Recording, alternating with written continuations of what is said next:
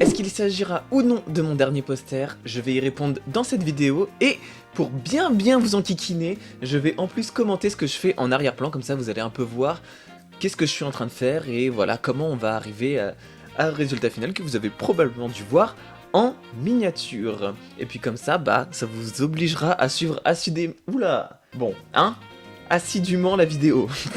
Du coup, première étape, qu'est-ce que je fais? Eh ben, je vais tout simplement faire mon Sona, donc ma personne, dans l'univers de Splatoon. Et oui, vous l'avez peut-être remarqué, mais je suis passé à ce dragonnet, et je vais peut-être en choquer plus d'un, mais ce personnage n'a jamais été moi, d'accord? Et c'est pour ça que dans cette vidéo, j'ai essayé de bien vous montrer, de ne pas faire l'amalgame entre Sona et OC. Alors du coup, un Sona, ça va plutôt être, on va dire, nous-mêmes, voilà, dans un univers différent ou dans un style différent ou peu importe. Donc par exemple voilà, ce dragon qui parle c'est mon Sona Fury. Et après si j'ai envie de dire, si vous vous imaginez dans Star Wars et que du coup vous faites un personnage qui peut avoir la jambe cassée, une prothèse cool, voilà, vous imaginez ce que vous voulez, ce sera votre Sona dans l'univers de nanana. À la différence de l'OC, ça va être un personnage qui n'est pas vous de base et qui vous créez dans un contexte. Donc on pourrait dire que par exemple, en soi, des personnages d'un animé, d'une histoire, d'un roman, voilà, j'en sais rien, vous me prenez Luffy de One Piece, vous me prenez Mario de Super Mario Bros, vous me prenez Luke Skywalker de Star Wars, tous ces personnages ce sont des OC, donc des personnages qui ne sont pas l'auteur, mais qui sont un personnage inventé par l'auteur dans leur univers. Et c'est pour ça qu'en arrière-plan, vous pouvez me voir tout simplement en train de créer donc mon Sona, parce que j'en avais un peu marre que du coup, ce personnage, on l'assimile à ma personne. En soi, c'est pas mal en soi, mais j'en avais juste marre que tout le monde pense que c'était moi, et que du coup, le lore que j'essaie de créer vis-à-vis de ces personnages soit un peu gâché, et qu'en plus, on lui donne jamais le bon prénom, parce que le pauvre, on l'a toujours appelé Prisme. Son prénom, c'est Alezane. Donc pour mon Sona, j'ai eu envie d'y mettre quelque chose du coup forcément de ma personne, et un des éléments qui me tient le plus à cœur, c'est le métissage. Donc je vais faire un truc que d'habitude j'aime pas trop voir chez les autres artistes de la communauté Splatoon, mais je vais du coup faire un OC mi-Inklink, mi-Octoling. Et là j'ai une raison, en fait, genre j'aime pas quand dans la communauté on le fait en mode juste ouah c'est trop stylé, c'est juste mon avis personnel hein, mais moi j'aime pas en mode genre quand c'est trop surchargé ou quand, enfin de toute façon pour ceux qui me connaissent vous savez très bien que j'aime les designs simples, mais quand c'est trop surchargé et puis un coup il y en a un qui a un tentacule Inkling puis plus un tentacule Octoling et ça part dans une coupe de cheveux rocambolesque, c'est pas vraiment le truc que je préfère. Mais là moi, je parle du moi de la vraie vie, j'ai des oreilles pointues et des yeux très en amande, ce qui est une des caractéristiques Inkling et une des caractéristiques Octoling. Donc bon, le matching semble tomber à point si je veux y intégrer du coup la part de moi qui est le métissage. Comme je l'ai annoncé plus tôt, c'est vrai qu'on faisait pas mal d'amalgame entre les ânes et moi, et c'est vrai que c'était quelque chose qui me peinait pas mal. Donc bon, je dirais pas que c'est forcément la raison principale pour laquelle j'arrête de faire du Splatoon, ça serait ridicule. Je dis pas non plus arrêter complètement Splatoon, mais vous allez voir, on va essayer d'argumenter ça tout au long de la vidéo. Donc en fait, c'est vrai que vis-à-vis de mes OC, j'en avais un peu marre en fait qu'ils soient pas reconnus de la bonne façon, que je me sente moins libre au niveau des créations. Alors comment je vais pouvoir essayer de vous expliquer ça? Je sais que je vous en ai déjà parlé dans plusieurs vidéos, mais c'est vrai que avec Splatoon en fait, j'avais l'impression de devoir être cantonné à faire certains types de trucs pour que ça passe bien auprès de la communauté ou je sais pas quoi. Que genre... En fait, c'était une question d'épanouissement personnel, genre j'avais l'impression de vouloir faire de plus ou de faire des trucs différents et ça m'arrivait parfois juste de ne pas poster des choses juste parce que je me suis dit bon peut-être que ça plaira pas, peut-être que ça... Alors qu'en soi, je sais très bien qu'il y en a qui diraient non mais tu fais les trucs pour toi et tout nanana, et ça c'est encore un autre truc qu'on reviendra un peu plus tard avec les likes parce que ça vous me connaissez et vous savez ce que je vais dire. Mais là je parle vraiment de la conception et des créations même des personnages.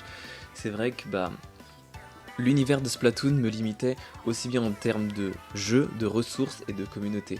C'est-à-dire que en termes de jeu, j'étais obligé, je me sentais obligé moi de faire quelque chose qui était en rapport avec le jeu.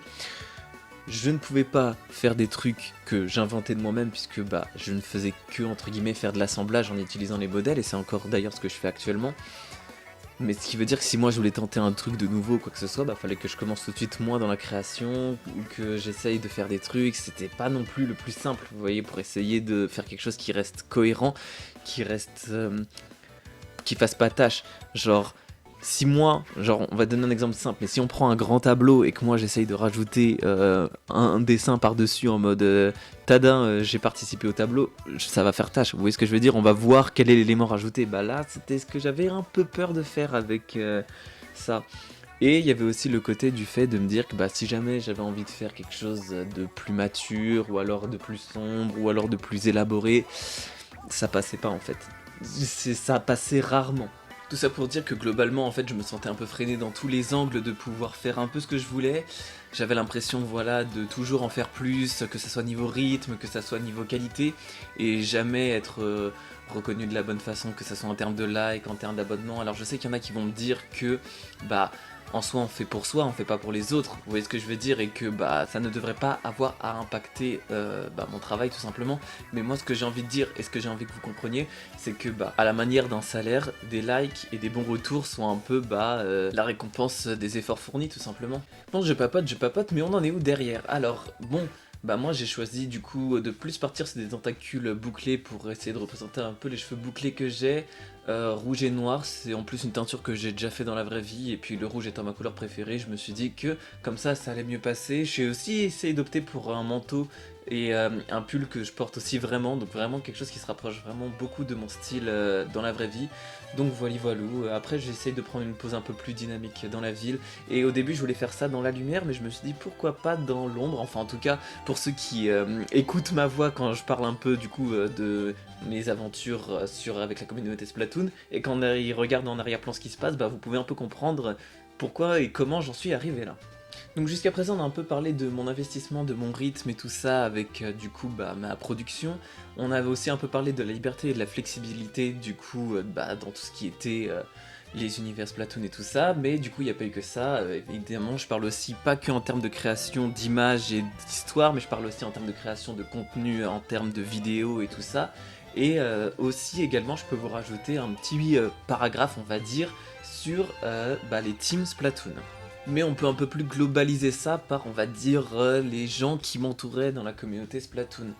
Donc on va dire que globalement moi je tombais souvent sur des personnes avec qui je pouvais interagir. On a fait pas mal de ce qu'on appelle des art trades, on a fait pas mal de vidéos ensemble, on a fait plein de trucs et tout. Et c'est vrai que avoir une communauté autour de soi comme ça qui soutient, c'était vraiment cool. Et d'ailleurs j'en ai gardé une bonne partie et je suis très content. Et dans ça c'est vrai que de temps en temps il y en avait qui étaient là un peu en mode est-ce que tu veux bien faire ça gratuitement pour moi, ceci, cela et tout nanana. Donc bon, dans la communauté que j'avais autour de moi, il y en avait des biens, on va dire, il y en avait des très demandeurs, il y en avait des qui juste appréciaient dans l'ombre. Donc c'était un peu hétérogène, mais au moins il n'y avait pas que des personnalités négatives. Et il faut savoir que moi j'ai essayé de rejoindre des teams e-sport, donc c'est-à-dire que, alors je vous arrête tout de suite, je coupe ma phrase en plein milieu histoire de bien vous enquiquiner, mais c'est pas des teams e-sport en mode professionnel. Vous voyez ce que je veux dire? Faut faire un peu la nuance avec ça, parce que parfois quand on dit team e-sport, les gens sont là en mode waouh, t'as voulu jouer sur une DTN? Non. Quand tu fais du foot dans ton club, tu fais quand même du sport, mais t'es pas professionnel. On est d'accord? Bon, et là, on va dire que c'était entre guillemets comme l'équivalent de club loisir. Et à chaque fois, ça s'est jamais spécialement bien passé, donc j'ai un peu abandonné l'idée. C'est vrai que c'était... En fait, le problème un peu dans la communauté Splatoon, c'est que les gens sont très jeunes et que du coup, ils veulent juste avoir des gens dans leur groupe.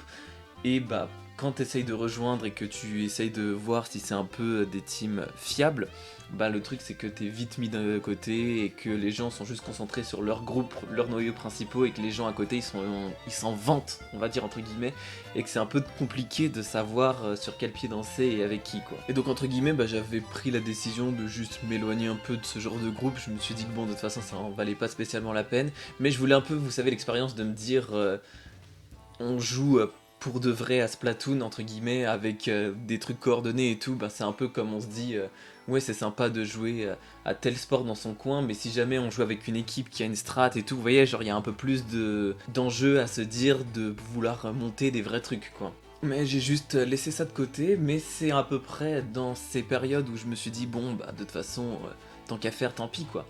on va continuer les trucs de son côté et puis on va avancer comme ça. On va essayer de peut-être trouver ultérieurement quelque chose qui nous corresponde mieux, mais en attendant, voilà, on fait pas. Et du coup, bah, j'avais pas spécialement trouvé une team e-sport, mais j'ai réussi à trouver une team qui venait à peine de se créer et qui était plus axée team de créateurs de contenu Splatoon en fait. Et vous l'avez donc peut-être compris pour ceux qui connaissent un peu mon univers, oui, je vais parler des Cracopods.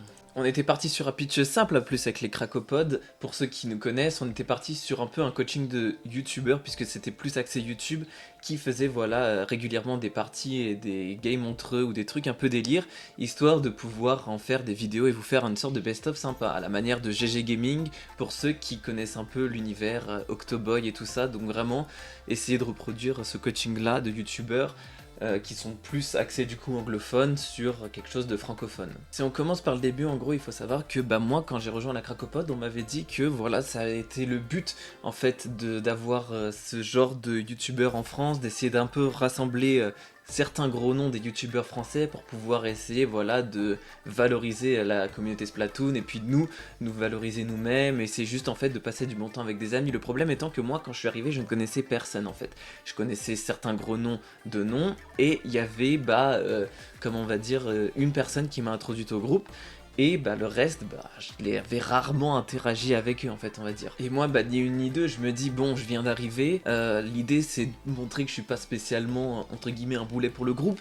Et il faut savoir aussi que bah j'ai toujours été à peu près celui qui était le moins connu, donc qui avait le moins de visibilité, le moins d'abonnés, le moins de likes. Donc je me suis dit bon autant faire mes preuves pour montrer que voilà je profite pas spécialement du groupe, et puis quitte à faire un truc bien, autant que je m'investisse, comme ça bah on va tous ensemble produire un truc bien, vous voyez ce que je veux dire genre. Donc oui je m'étais proposé pour aider sur le montage, j'avais proposé plein d'idées, j'avais même noté des concepts que j'ai jamais eu vraiment le temps de leur partager, puisque bah comme vous avez un peu pu le constater pour ceux qui suivent actuellement la Cracopod, franchement je suis même pas sûr d'être sur une seule vidéo, et encore si je suis dessus je suis même pas sûr de parler.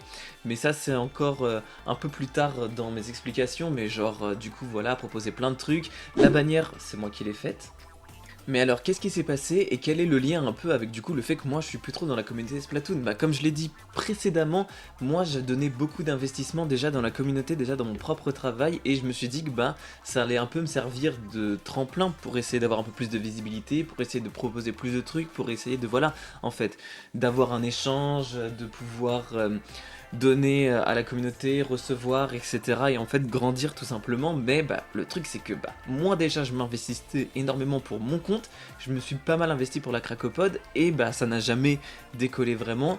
Une des raisons principales va être que bah les gens se sont rendus compte en fait que ça ne leur plaisait pas d'avoir ce rythme et de s'imposer quelque chose en fait. Bah moi je me souviens qu'au tout début j'avais demandé qu'est-ce qu'on voulait pour la Cracopod, est-ce que vous voulez faire ci, est-ce que vous voulez faire ça.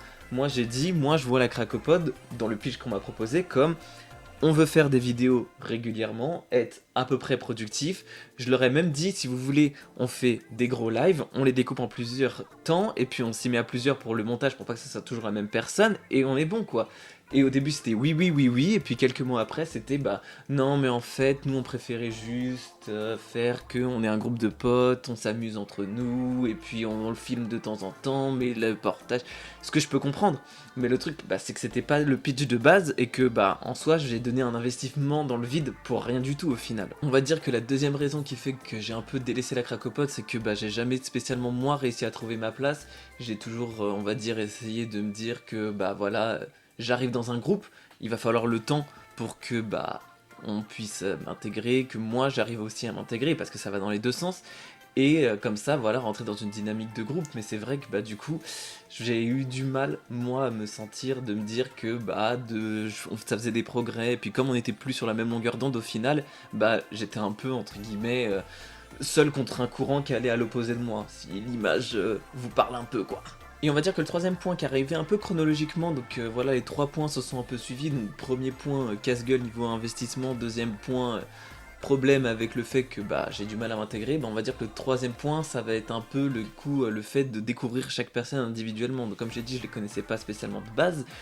On s'entendait bien de temps en temps, vous voyez, genre, il y en a avec qui j'avais déjà interagi, avec qui on avait déjà envoyé des messages, avec qui, mais voilà, ça restait entre guillemets, on va dire, professionnel avec de grosses guillemets, genre on n'était jamais vraiment potes plus que ça, ou alors on s'était croisés dans un groupe de groupes, il y avait vraiment qu'un seul cracopode avec qui je parlais souvent et avec qui voilà on pouvait avoir de bons délires, mais les autres je connaissais pas.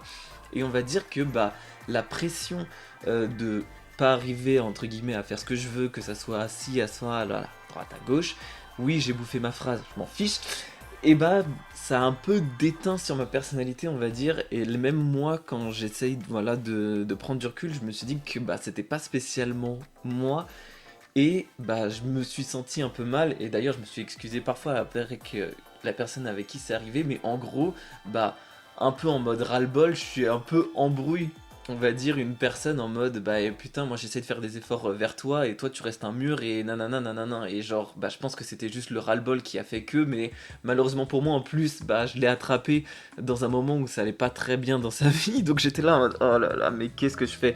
Donc à partir de ce moment là déjà dans ma tête j'étais là en mode wow, wait a minute, something happened.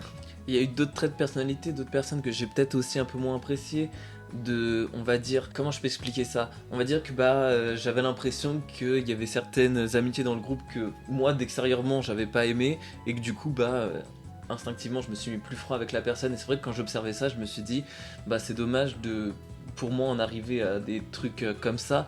Donc après c'était pas des disputes, mais c'était plus on va dire genre des faveurs qui allaient que dans un sens, ou des façons hautaines de parler aux autres, ou de se placer vis-à-vis du groupe. Donc moi, en fait on va dire que j'étais tellement plus spectateur que du coup j'ai pu un peu analyser de loin, voire interagir avec des personnes quand j'interagissais bien, et du coup je découvrais on va dire des personnalités qui m'ont moins plu, et quand du coup c'était pas vis-à-vis de moi ou c'était pas vis-à-vis des autres entre eux, on avait une troisième catégorie qui là pour le coup s'est pas passé, et ça m'a un peu fait m'éloigner des cracopodes on va dire de façon définitive, voire de cette personne.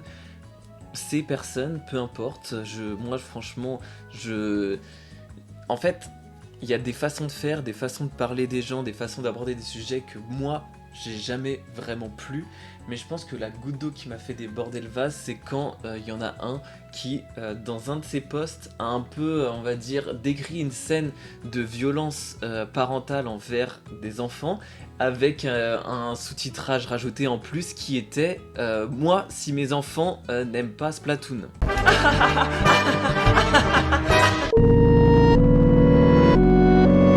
Dans la même journée, je découvre les posts d'abus sur des personnages de Splatoon, hein. Vous voyez très bien, je suppose, de quel genre d'abus on veut parler. Donc moi, j'étais là en mode, allez hop, c'est ciao. Après, on va me dire, oui, mais Becky, Ah non, attendez, parce que dans leur tête, je suis toujours Prisme. Donc alors attendez, et je suis ce personnage. Donc oui, mais Prisme, tu n'as pas d'humour, nanana, c'était qu'une blague. Donc moi, ce que j'ai envie de répondre à ça, alors après, je dis pas que c'est les cracopotes qui ont dit spécifiquement ça, mais que ça peut être aussi les gens qui ont vu le même, hein, parce que comme vous avez vu, il y a beaucoup de personnes qui ont réagi, et véritablement positivement. Donc à toutes les personnes qui pourraient du coup penser ça de mon genre d'humour, je vais vous donner un exemple. Donc je l'ai dit plus tôt, je suis métisse dans ma famille, donc j'ai deux parents avec deux couleurs de peau différentes. Et nous en famille ça nous arrive de rigoler en disant par exemple on regarde je sais pas un film, et du coup il y a exactement le même schéma de couple, et les deux personnes s'embrassent, et tu vas entendre un de nous dire un truc du genre ah mais une personne blanche et une personne noire qui s'embrassent, mais c'est dégueulasse, et tout le monde va rire. Pourquoi c'est drôle? Parce que déjà c'est pas quelque chose qu'on pense vraiment, c'est quelque chose qui est dans un espace clos seulement entre nous, donc une private joke, et en plus c'est quelque chose qui ne vise pas à blesser quelqu'un mais à nous vanner nous-mêmes. Là, ce genre de blague, c'est quelque chose qui est donné publiquement dans un cadre où ce sont des jeunes qui vont voir ça. Et en plus de ça, ça pose un avis problématique sur quelque chose qui ne le concernait pas directement. Donc moi, oui, je suis désolé de ne pas rigoler à ce genre d'humour. Alors on a bien sûr vu des maintes et maintes de déclinaisons de ce genre de blague, que ce soit sur TikTok, Twitter, Instagram, en mème, en pigeon voyageur, en vidéo, en ce que vous voulez. Mais très peu m'ont fait rire en fait. Sauf si vraiment il y avait une ref incroyable, mais dans ce cas-là je rigole plus pour la ref que pour le fond en lui-même, enfin on va dire non, pas le fond, la forme du coup en elle-même. Si je commence à me faire des discussions qui vont pas dans le bon sens, on va pas s'en sortir, mais bref, vous voyez ce que je veux dire. Pour moi, si jamais ça aurait pu être une blague qui pouvait être à l'intérieur des cracopodes, et encore à l'intérieur du groupe cracopode, j'ai entendu des choses qui étaient limites, mais voilà, ça restait dans un groupe fermé avec des gens qui font des private jokes. Là, ce genre de blague en plus public et en plus avec les couches que j'ai pu voir en message privé du coup, ont fait que j'ai préféré me détacher de ce genre de personnes. Donc tous les cracopodes ne sont pas comme ça, ils l'ont pas tous validé. Certains oui, certains non. Moi, voilà. Si jamais vous me voyez vraiment dans une vidéo avec ce genre de personnes, c'est que bah soit c'était plus pour faire plaisir à d'autres personnes et encore, soit c'est que j'ai pas le choix ou mais enfin bon, hein, vous voyez un peu où est-ce que je me positionne vis-à-vis de ça. Donc là on est presque à finir, comme d'habitude j'essaye de mettre la marque en 3D que j'aime bien mettre, c'est rajouter un peu de néon à droite à gauche, genre j'aime vraiment ce côté du blooming, donc on va dire la radiation de lumière qui va faire une sorte de halo autour de certains éléments du décor. Je vais essayer d'en rajouter un peu à droite à gauche histoire de vraiment bien incrémenter tout ça parce que vraiment c'est quelque chose que je trouve trop joli et c'est pour ça que de nuit je trouve que ça rendait encore mieux avec ce que j'avais en tête. Pour finir sur la dernière note avant de vous montrer l'œuvre et si jamais je vous invite à du coup aller voir un peu sur tous mes réseaux pour essayer de la voir en plus grand ou en plus de meilleure qualité, si jamais vous voulez. Non, je n'arrête pas Splatoon, mais on va dire que je pense que vous en conviendrez que vis-à-vis de tout ce que s'est passé un peu récemment, que ça soit niveau investissement, effort, déception et tout ça, j'ai besoin d'une pause que je prends encore un petit peu, mais je suis toujours là. Juste laissez-moi respirer et je reviendrai le plus vite possible, ne vous inquiétez pas, mais non, je ne vais pas arrêter Splatoon et non, ça ne sera pas mon dernier poster.